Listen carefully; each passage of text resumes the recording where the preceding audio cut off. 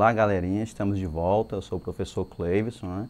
Trabalho com os sextos anos e hoje vamos dar continuidade à nossa aula, ainda falando sobre as manifestações artísticas e mítico-religiosas, fazendo um paralelo com o presente, tá? Hoje nós vamos falar sobre o povo hebreu. É um povo muito conhecido, tá, pessoal? Justamente por ser muito narrado na Bíblia, né? Principalmente alguns acontecimentos como a passagem de Moisés no Mar Vermelho, certo? Observe as imagens aí. Também vamos ter o Templo de Salomão em Jerusalém, né?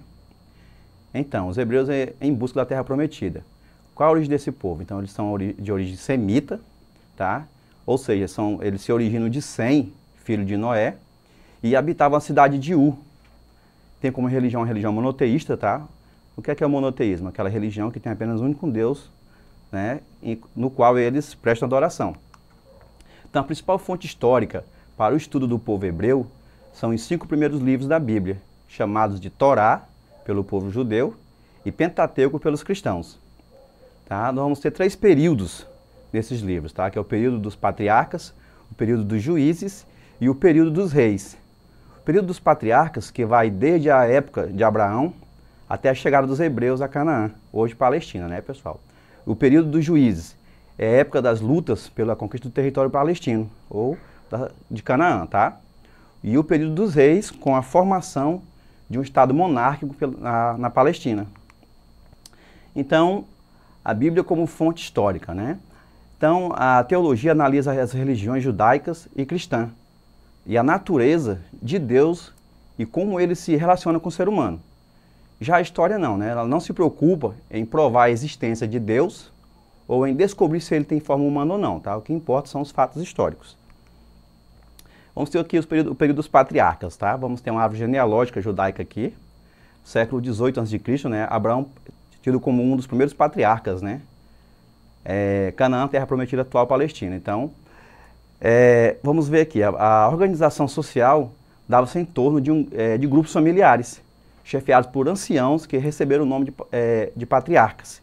Então, observe nessa árvore genealógica aí, pessoal, que vamos ter lá Adão e Eva, né? Que são os primeiros seres humanos citados pela Bíblia.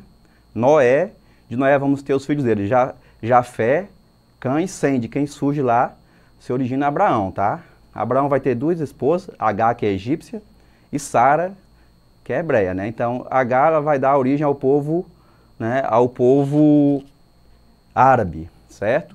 E Sara continua a linhagem dos hebreus. Então, dela vai sair, de Agar vai sair Ismael, né? E de Sara, Isaac, né, que dá origem a Jacó e Esaú, ou Esaú, tá?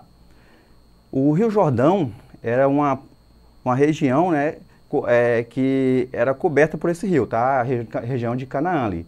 É um território fértil, cercado por montanhas e regiões desérticas, disputado entre povos, né? Entre vários povos. Então, observe nessa imagem aí que nós vamos ter uma região montanhosa, né? Mostra a seção transversal da Palestina. E o Rio Jordão aí, acompanhando essa região aí que foi citada agora de Israel, né? Aspectos econômicos. Então, eles tinham uma economia agropastoril, eles produziam cereais, uvas, vinhos, tá? Figos, azeites e azeitonas, tá? A produção era coletiva e distribuída entre todos os integrantes do grupo. As migrações, né? Quais foram os motivos? Então, observem no mapa, né? Os motivos foram constantes conflitos com os cananeus, seca prolongada, né? E o que gerou a migração para o Egito, né? Onde José recebeu seus irmãos. Então, observe aí no mapa esse caminho, essa rota dos hebreus. O período dos juízes vai 1200 a.C. a 1000 a.C., né? Os hebreus habitavam Canaã e enfrentaram os povos que já habitavam o território, como os cananeus e os filisteus. As 12 tribos elegiam um líder, ou juiz, que ficava responsável pela resolução dos conflitos internos e pela organização da defesa militar contra ataques de povos vizinhos, né? Um desses juízes é Sansão, né? Muito conhecido pela sua força, que vinha do tamanho de seus cabelos, né? Possui grande força física. O período dos reis vai do século 6 a.C., né? A fim de se defenderem dos filisteus, os israelitas eles uniram-se e formaram uma monarquia. Então os juízes foram substituídos por um rei que exercia sua autoridade sobre todas as tribos. E o primeiro rei do povo hebreu foi Saul, Em seguida, o trono foi assumido por Davi, né, que reinou de 1000 a.C. a 960 a.C., tá? Ou seja, 40 anos, né? Então, aí tem uma cena muito citada na Bíblia, que é a luta de Davi contra Golias. Observe na imagem, tá? Então, pessoal, vamos falar aqui sobre a divisão do reino, né? O auge do poder monárquico em Israel deu-se no reinado de Salomão, filho de Davi. Ele construiu o primeiro templo de Jerusalém, onde teria sido guardada a Arca da Aliança, com as tábuas dos 10 mandamentos. Então, Salomão ele é considerado como o rei mais sábio, né? Então, vamos ter uma cena aí, citada na Bíblia, que é a disputa de uma criança, tá, por duas mães. Então, o rei Salomão ele pede que a criança seja cortada ao meio com a espada e que entregue um lado, uma banda da criança para cada uma das mães. A verdadeira mãe, o que ela faz? Ela abre mão do filho para ter sua vida resguardada. Então, Salomão percebe que a verdadeira mãe era ela, certo? Em 920 a.C., Roboão, filho de Salomão, ele assumiu o reino. Então, ele manteve a política de altos impostos. Isso fez com que a população rebelasse, né, ou se rebelasse. E o reino foi dividido em dois reinos, tá? Israel e Judá. Então, observe na imagem que no mapa onde está verde lá é reino de Judá, tá? Com capital em Jerusalém. E na parte amarela o reino de Israel com capital em Samaria. O reino de Israel. Então, ele foi formado por 10 tribos, né? Então, que se manteve independente até 722 a.C., quando foi conquistado pelos assírios, liderados pelo rei Sargão II. A conquista assíria ocorreu há cerca de 150 anos antes, né, de o povo de Judá ser enviado como escravo para a Babilônia. O reino de Judá, né, foi formado pela tribo de Judá e por metade da tribo de Benjamim, em 587 a.C. O reino de Judá foi conquistado pelo rei Nabucodonosor e parte da população foi levada para a Babilônia, né, em um episódio que ficou conhecido como o Cativeiro da Babilônia. Então, pessoal, Sargão II expulsou a população para os territórios assírios e levou estrangeiros para ocupar as terras do reino de Israel.